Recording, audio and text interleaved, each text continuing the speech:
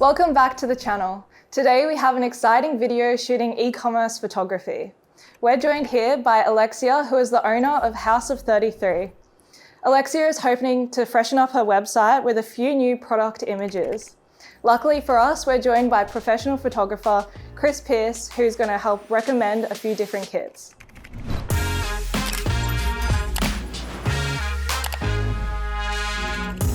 So Alexia, what is House of 33? House of 33 is my small business selling children's clothing and accessories.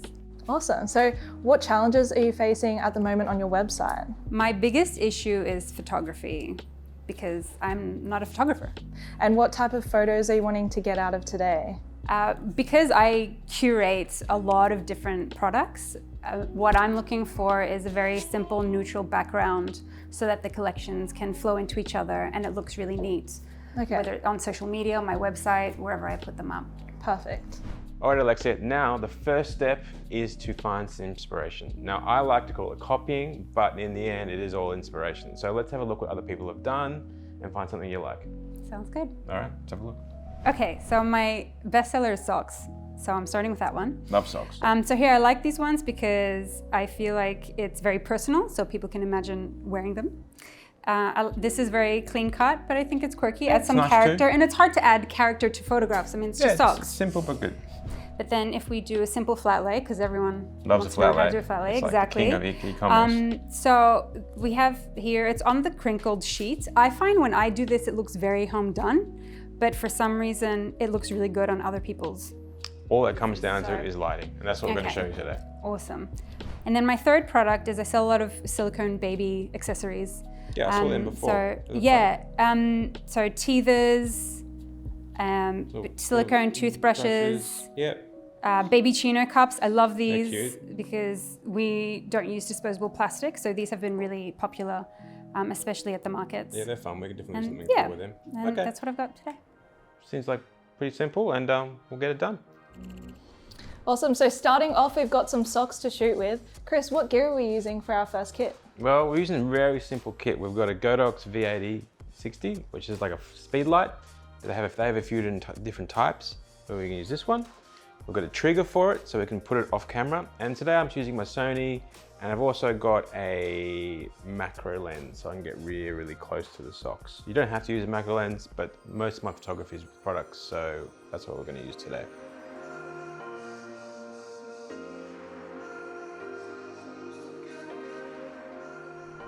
So first things first is we check their inspiration and we want to do something with hands. And we've got these socks here. So I think what we do is we'll get you to hold the socks against this white wall. And we're going to use our basic light, which is this flash here. And we're going to create some interesting shadows and see what we can get. So first of all, we'll set this up. Very simple. You put your little sprocket on and you put it onto your stand.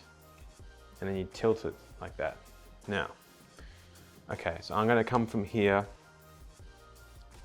And it's always when you're holding stuff, you don't want to hold it like you're destroying the product, but you don't want it to look like you're holding a tissue. So just hold it normally. There we go. Just turn the camera on, get my focus, get in the right spot. And maybe change your hands, just scrunch it a little bit. Like squeeze it, like you're squeezing it. That's good. And now if I give you maybe the 3 pairs, if you can hold them like dangling all together. And what I'll do is get something a little bit different. Is I'm gonna move my light a little bit more in front so there's not as much of a shadow, because essentially we're just flashing a light on the object and there's always gonna be some sort of shadow. Yeah. And I just want you so we can see all 3 products, and that having that thumb there and hiding the other fingers is really good. So we'll have another go at that. Get my focus right. I have to get a little bit further back because there's more of them. And just shoot them. That's really good. Then maybe drop it so you like, as if you're holding it from above a bit more. And we'll cut out your wrist and we'll get a bit more of your hand. That looks really good. What I'm gonna do is I'm gonna bring in this reflector that we've got, and I'm actually gonna pull out the white reflector, and I'm gonna lean it against you. So you're gonna be hidden by this, but I still want your hand to pop out. So hold it up here, A bit lower, bit about there. Let go of this hand. I'm gonna lean this against you, and what that's gonna do is it's gonna reflect this light that goes past the product back into the shadow. So there'll still be a little bit of a shadow, but it won't be as harsh as what it was. So that, keep your hand flat, get my camera, focus up on it, couple of flashes. Yeah, just move your fingers around, maybe try something different. That's good. Maybe give it a big scrunch. Oh, that's nice, I like that.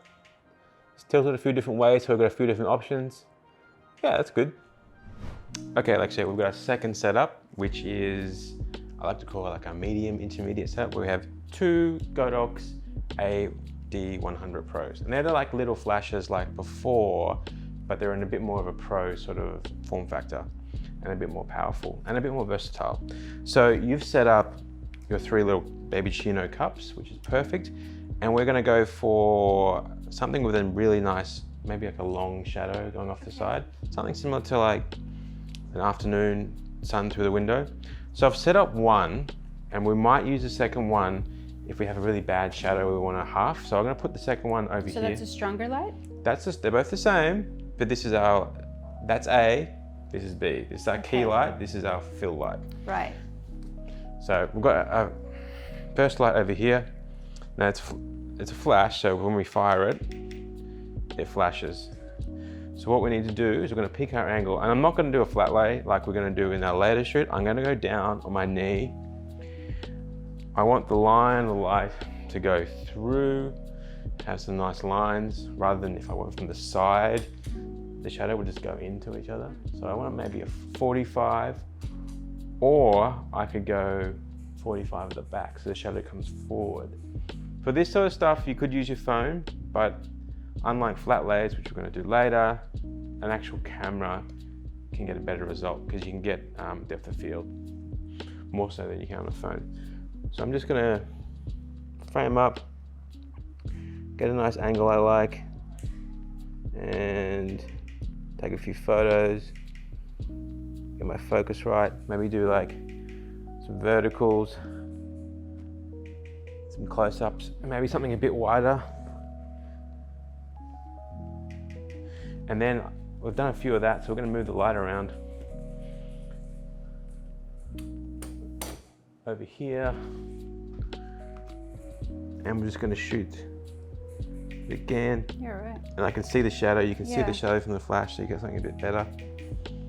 And then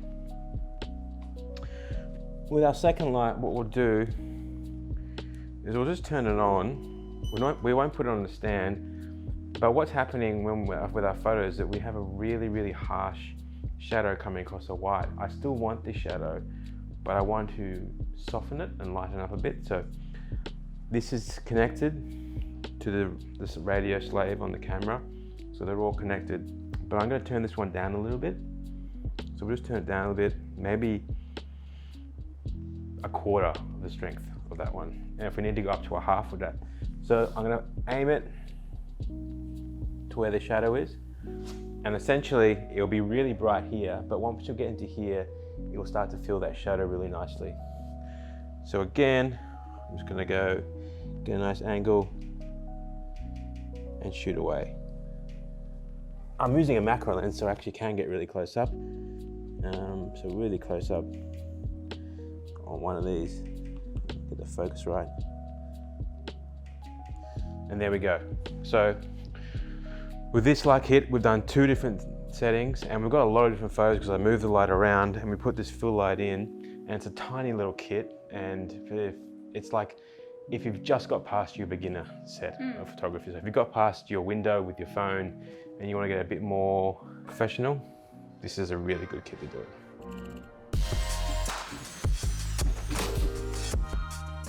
So Alexia, what we're going to do is we're going to upgrade our setup now. We're going to use a bit more professional gear, a bit more expensive, but you get a better result.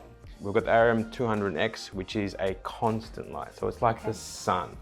So we've got it with a softbox on, but you can also take the softbox off and have a nice harsh light. So you have best of both worlds, like we did with the other lights.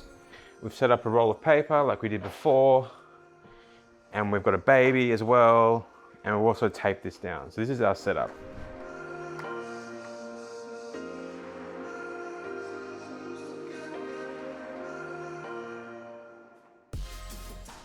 So what I've got here, I've got my Nikon camera to shoot a flat lay. Now I don't necessarily have to use my camera.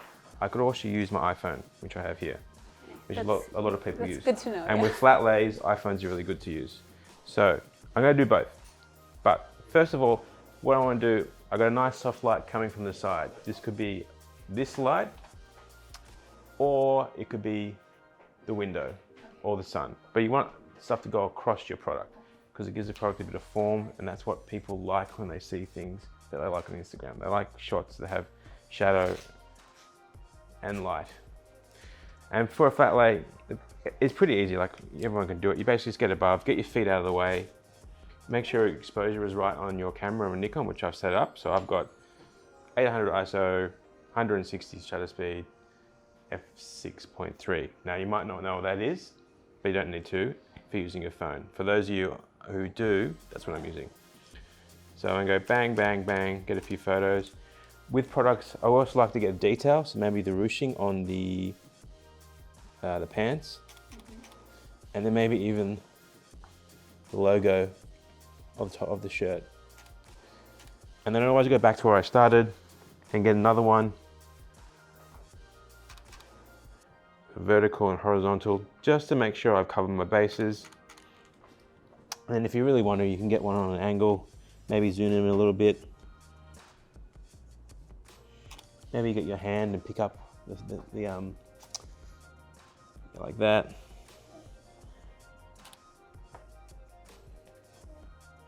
Just as a human element, and you might not use it, but there we go. Okay, so that's that camera. Literally with the phone, everyone knows how to use the phone, but it's same principles. Just get above, get the composition you want,